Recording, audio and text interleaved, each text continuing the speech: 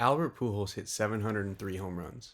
Miguel Cabrera won baseball's first Triple Crown in 45 years.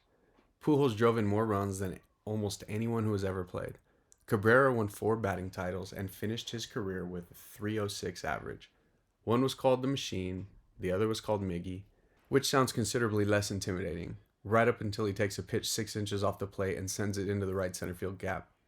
For more than 2 decades, these were the two defining right-handed hitters of their generation. But who was actually greater? Not the better personality, not the prettier swing, not the player whose baseball card you had when you were 10, the greater player. 6 categories, 1 check at a time. Albert Pujols versus Miguel Cabrera. Let's settle it. I'm Jake Adams, and this is Jake Adams Sports, where we compare the greatest athletes of all time using evidence over emotion. This is Versus. Every matchup is judged across the same 6 categories: production, peak, accolades, team success, longevity, and legacy. Each category earns 1 check. No double counting accomplishments, no changing the rules to protect the player we like, and no pretending one statistic tells the entire story. Because the numbers tell part of the story, the context tells the rest. Today we have 2 members of the 3,000 hit and 500 home run club, and 2 hitters who made Major League pitching look like mildly inconvenient batting practice session. Albert Pujols versus Miguel Cabrera. 1 category at a time. Their careers almost perfectly overlapped. Pujols debuted for the St. Louis Cardinals in 2001. Cabrera arrived with the Florida Marlins in 2003 at only 20 years old. And they emerged during an important transition in how baseball players were evaluated. Traditional fans focused on batting average, home runs, and RBI. The analytics movement added on-base percentage, park-adjusted statistics, defensive value, base running, and WAR. That distinction matters here, because if we are asking who was the better pure hitter, Cabrera has a real argument. He hit for a higher average, reached base slightly more often, and could drive pitches to every part of the field. But if we are asking who provided more total baseball value, Pujols begins to separate himself. Pujols exploded into the league immediately. As a 21-year-old rookie, he hit .329 with 37 home runs and 130 runs batted in. Apparently, the adjustment period was scheduled for a later date. He won Rookie of the Year, finished 4th in the MVP voting, and began one of the greatest starts to a career in baseball history. Cabrera's introduction was different, but no less memorable. He reached the majors in June of 2003, hit a walk-off home run in his first game, and helped Florida win the World Series that same season. From there, he became an elite hitter with the Marlins before joining Detroit in 2008 and producing the defining seasons of his career. These were not brief flashes. Pujols played 22 seasons. Cabrera played 21. By the end, both had numbers that were as good as anybody else who had ever played the game. So let's check the scoreboard. Category 1, production. Production is the full regular season body of work, not just batting average, not just home runs, everything a player produced over the course of his career.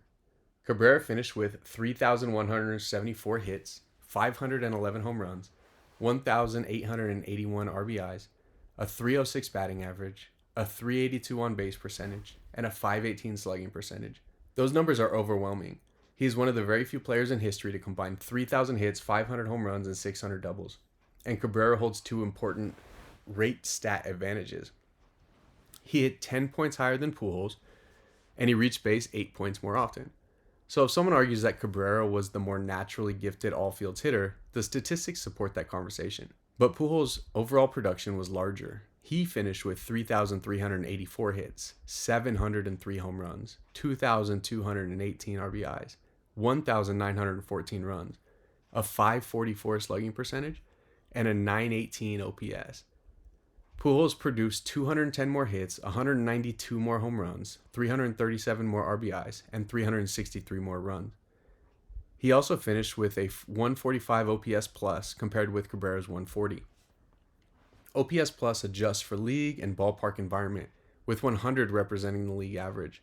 So Pujols was not simply piling up statistics because he played longer. Across his entire career, his offense was also slightly better relative to his competition. Then we reach total value. Baseball Reference credits Pujols with more than 101 career WAR. Cabrera finished a little above 67. WAR is not a perfect statistic. No statistic is. But a gap of roughly 34 wins is not a rounding error. Pujols provided more power, more durability, and more defensive value, and more value on the bases. Cabrera wins batting average and on base percentage. Pujols wins the larger production argument. Production goes to Albert Pujols. Category 2, peak. For this series, peak means the best sustained 3-year stretch. One great season can be historic. 2 great seasons can establish dominance. But 3 seasons reduce the chance that we are rewarding one perfect storm. Cabrera's best stretch came from 2011 through 2013. In 2011, he hit .344 with a .448 on base percentage and led the American League in batting average. In 2012, he hit .330 with 44 home runs and 139 RBIs, becoming the first Triple Crown winner since Carl Yastrzemski in 1967. Then in 2013, he was somehow even better at the plate. .348 average, .442 on base, .636 slugging, and a .190 OPS+.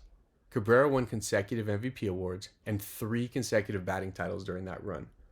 That is the strongest argument for Cabrera in this entire matchup. His 2012 season had the historic achievement. His 2013 season may have been the better offensive performance. For 2 years, pitchers essentially had 3 available strategies: pitch around him, pitch very carefully around him, or make a mistake.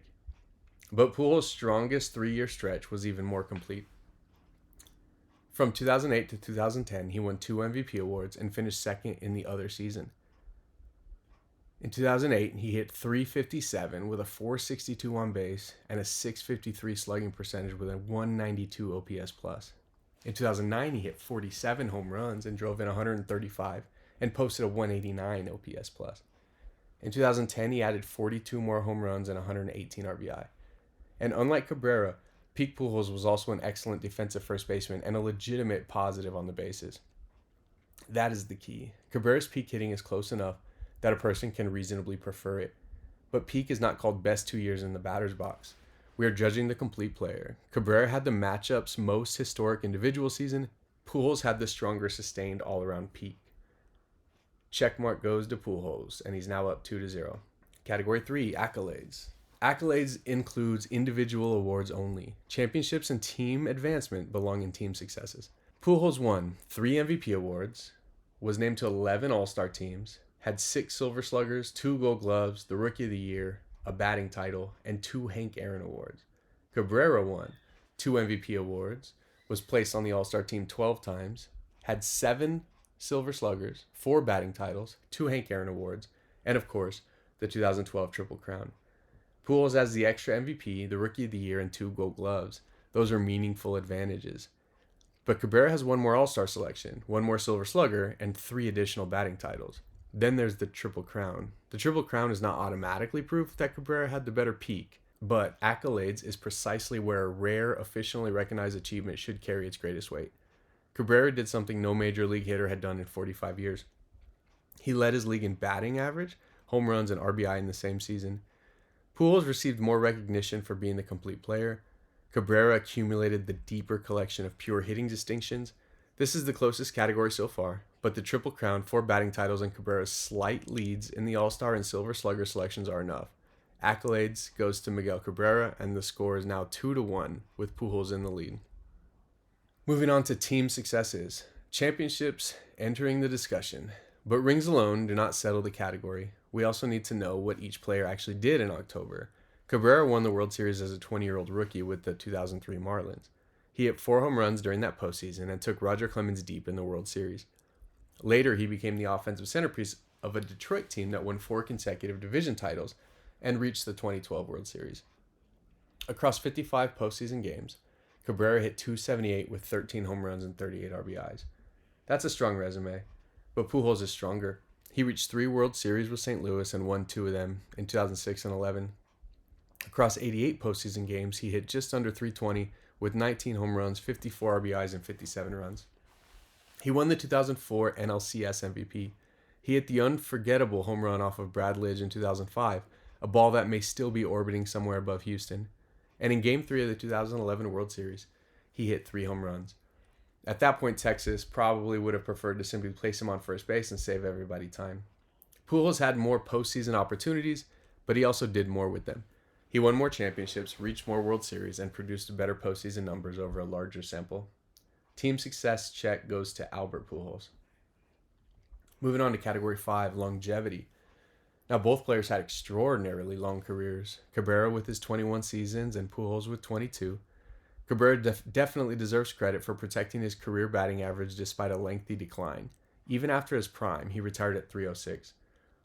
He also remained productive long enough to reach 3,174 hits, 511 home runs, and 627 doubles. Those are inner circle milestones. But Pujols accumulated more. He played 283 more games, he recorded more than 1,000 additional plate appearances, and he reached 3,384 hits, 703 home runs, and 2,218 RBI. Now, the Angels portion of Pujols' career was difficult. He declined sharply. His contract became one of the least popular objects in Southern California that did not involve freeway traffic. But longevity is not a beauty contest. Pujols remained available, continued adding historic totals, and then delivered an unexpected final chapter. In 2022, back with St. Louis, he hit 24 home runs, reaching 700, and retired looking more like Albert Pujols again. Cabrera preserved his rate statistics better, but Pujols produced more career volume and reached a higher historical tier. The longevity check goes to Pujols, and our score is now 4-1. Legacy asks, what remains after the statistics stop moving? How will the player be remembered? What did he mean to the sport? And where does he rank historically? Cabrera's legacy is enormous. He's one of the greatest right-handed hitters ever. He became the first Venezuelan-born player to win an MVP award and grew into a national sporting icon. For Detroit fans, he was the face of the franchise during one of their stronger eras. And the image of Cabrera celebrating the Triple Crown will remain part of baseball history forever. Only 3 players have reached 3,000 hits, 500 home runs, and 600 doubles. Hank Aaron, Albert Pujols, and Miguel Cabrera. That is remarkable company. But Pujols' legacy reaches slightly higher. He's one of only 4 players to hit 700 home runs. He's one of the greatest Cardinals ever, the defining first baseman of his generation, and one of the greatest right-handed hitters in baseball history. Pujols' first decade has an argument as the best opening 10-year stretch any right-handed hitter ever produced. His career contains every layer of greatness. An immediate arrival, a historic prime, championship moments, massive career totals, a difficult decline, and one final improbable run to 700. Cabrera is an all-time great. Pujols belongs in an even smaller room within that house. The legacy check goes to Albert Pujols. Let's take a look at the final scoreboard. Production, Pujols. Peak, Pujols. Accolades, Cabrera. Team success, Pujols. Longevity, Pujols. And legacy, Pujols. A final score of Albert Pujols 5, Miguel Cabrera 1. Now, a 5-1 score makes it look easier than it was. It was not. Miguel Cabrera had the better batting average. He reached base slightly more often, and he won 4 batting titles.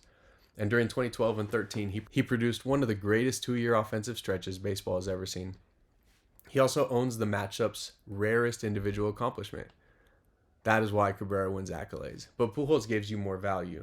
More hits, more home runs, more RBIs, more runs, more defensive value, more base running value, more postseason value, a stronger sustained all-around peak, and a career that finished significantly higher on baseball's historical leaderboards. Cabrera was one of the most gifted hitters ever. Pujols was the greater overall baseball player. And that difference between the art of hitting and the totality of value is what decides this matchup. The numbers tell part of the story. The context tells the rest. The verdict, Albert Pujols, 5 categories to 1. Now it's your turn. Did we get this right? Was Albert Pujols clearly the greater player? Or should Miguel Cabrera's higher batting average, triple crown, and remarkable offensive peak have earned him another category? Tell me which category you would change and explain why. Because disagreement is welcome. Unsupported disagreement gets sent back to the dugout. Subscribe to Jake Adams Sports for more objective comparisons between the greatest athletes of all time. No hot takes, no fake controversy, just evidence, context, and one category at a time. And in the next episode, we are moving from 2 legendary right-handed hitters to a matchup where numbers, the mythology, and the public memory may be pointing in 3 completely directions. Until then, I'm Jake Adams, and this was Versus.